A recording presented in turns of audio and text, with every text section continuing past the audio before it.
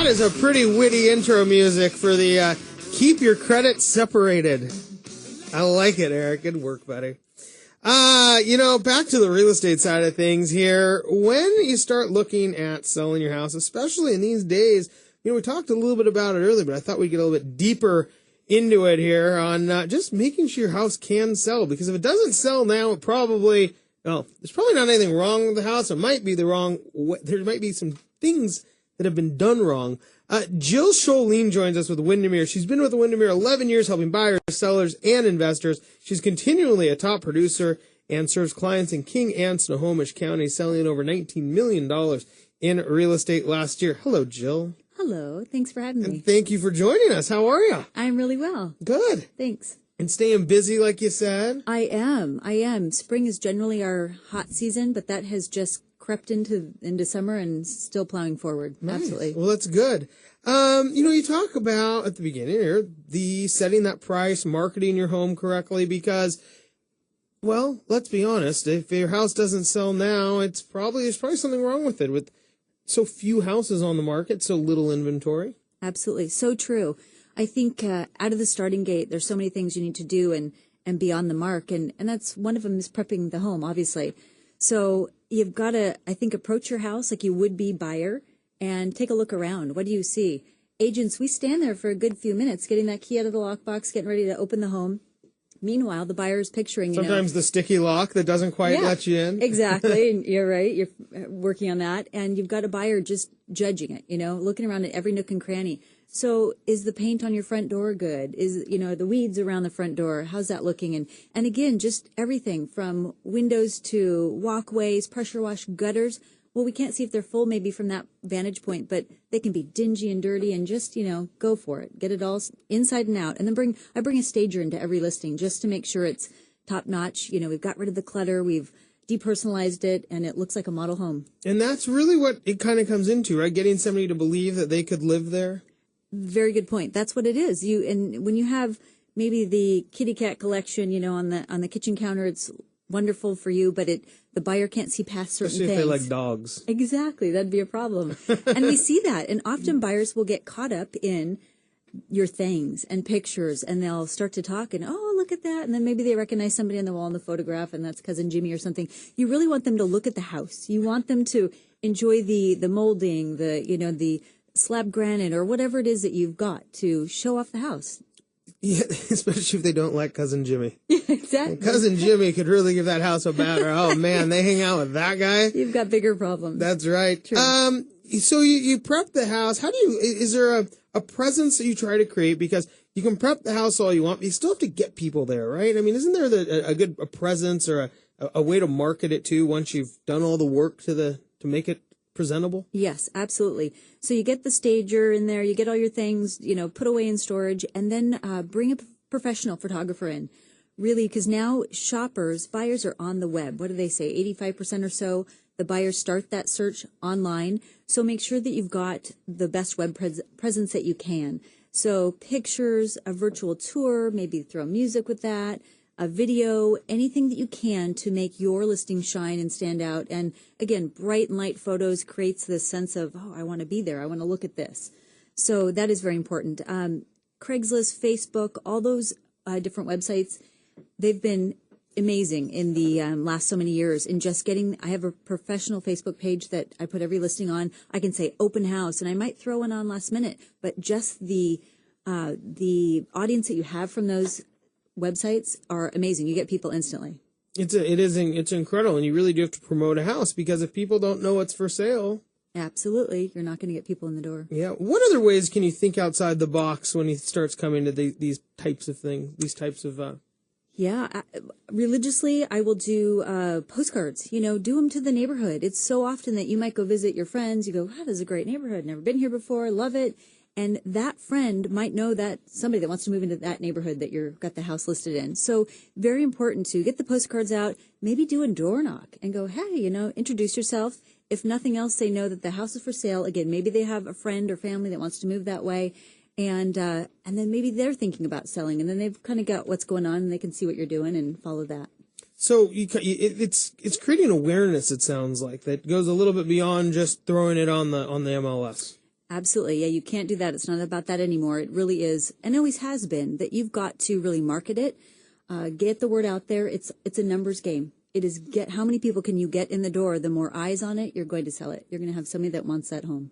We're here with Jill Sjolin with Windermere Real Estate. Jill, then what happens when it comes to pricing? I mean, you talk about getting as many eyes on it as possible.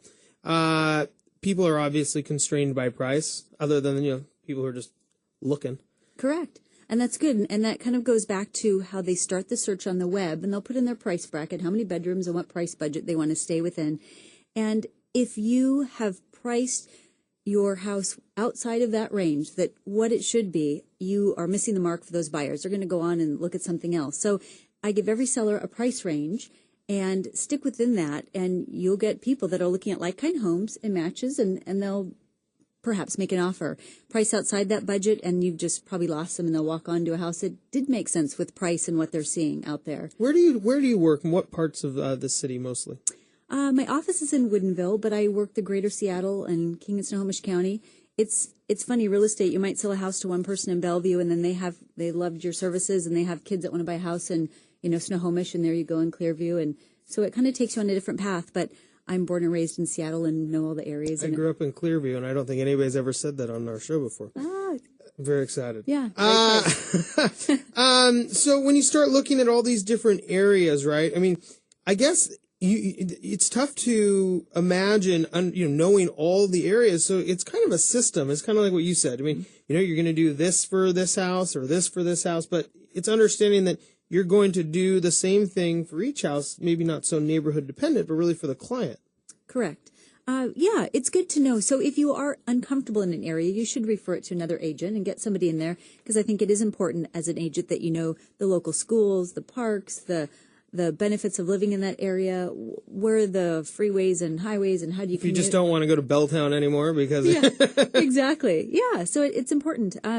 I think you should be proficient in your area, and it is areas. Again, with real estate, you kind of go off on these different paths, and if you do this full time and you are good at it, you get to know a lot of areas. I would imagine. Yeah. Lots of time in the car. It's fun. Yep. What about when sellers right now, if you talked a little bit about not pricing yourself out of the market, making sure that people will find you and you're priced appropriately. And now you have this situation where tons of people are making offers, potentially multiple offers. And how do you prepare a seller for that? I mean, how does somebody think about, oh man, I'm going to have 10 of these offers to sift through? Yeah, that's a good question. In that often sellers, you put your house on the market, seller gets an offer right away, and immediately they think that they underpriced their home. And it's generally not the case, and especially in this market, we just have a supply and demand issue right now, like we said. So it's a matter of prepping the seller for that. And I tell every seller, this could be the scenario. We might have one offer and we might have 5. And it's really important to look at each offer separately and apart and look at the package that it has to offer. Contingencies, is it cash, is it financed, how strong is the borrower? You really got to check on that. And what does the lender letter say? Is it a lender from Florida and we've never heard of them, and kind of maybe something in the back alley lending scenario, or do you have a reputable local lender? And that's important too, because you want to see this through to the end, and you need to have a solid, well put together offer, and then you got a happy seller because it will close. What about sellers who aren't quite ready, if they know if they want to sell or not? I mean, you must see a lot of those. Absolutely. I get called in at least, I would say, once a week to the seller that's on the fence, and they talk about, where's our price? What should we do to get ready? And I think that's smart. Get a benchmark what the value is of your home right now, and then if nothing else, I can tell them to, strip the wallpaper, paint something and freshen it up, and they'll be ready, in a month or two. And are people concerned about the price that they can get? I mean, isn't that kind of a big distractor, a big fence-sitting topic? Absolutely. And so that's why we might tell them, do a few quick updates if you can without spending thousands. Again, that's what we, the professional, can tell you, what would be beneficial without spending a lot of money. Get yourself ready for the market, and then be ready if it makes sense for you financially, if that's the right price that feels right, and go from there. Yeah, absolutely. Right now, again, we're looking for sellers. We need houses. Yeah, no kidding. That's what I hear. So do you think, sellers are, people have lived in their houses for, that everybody said, I remember, 3 to 5 years. That was everybody's plan, right? 3 to 5 years or 5 to 7 years. And now, since, I mean, it's hard to believe that the peak, I suppose, was like 2007. It's hard to believe that we're now at the crest of that 5 to 7 year mark. Exactly. Are people thinking that they're going to move as quick as they originally thought? You know, that's kind of come around full circle where they kind of sunk in and, you know, sat in their chair and thought, I guess we're here for the long haul. And now people are picking themselves back up. We have consumer confidence and we've got shoppers out there. So now we've got the shoppers with the confidence and the buyers have their loan in hand. And now we just don't have the sellers. So I think right now there's a great window of time for buyers and sellers. And we just, you know, are matching them, putting them together as best we can, as fast as we can. But yeah, it's good. The market is strong and rates are great. So why not? You know, what does a crystal ball say for next year? I don't know. If I had one, I would be on a beach in Hawaii there, Me Jill. too. So do you tend to think that prices will continue up? I think so right now, because if we keep selling the way we are, it stabilizes prices.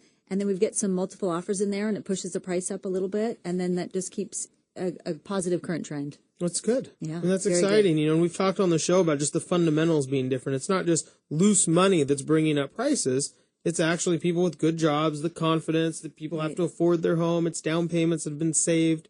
There's a lot more fundamentals that have gone into it. I agree. Well, Jill, thanks so much for joining us. Thank you for having me. My pleasure. Jill Sjolin, broker with Windermere Real Estate. When we come back, well, we're going to kind of continue the real estate talk. We're going to go to the lending side as we were just talking about with Ryan Leopold. We'll be right back after this break.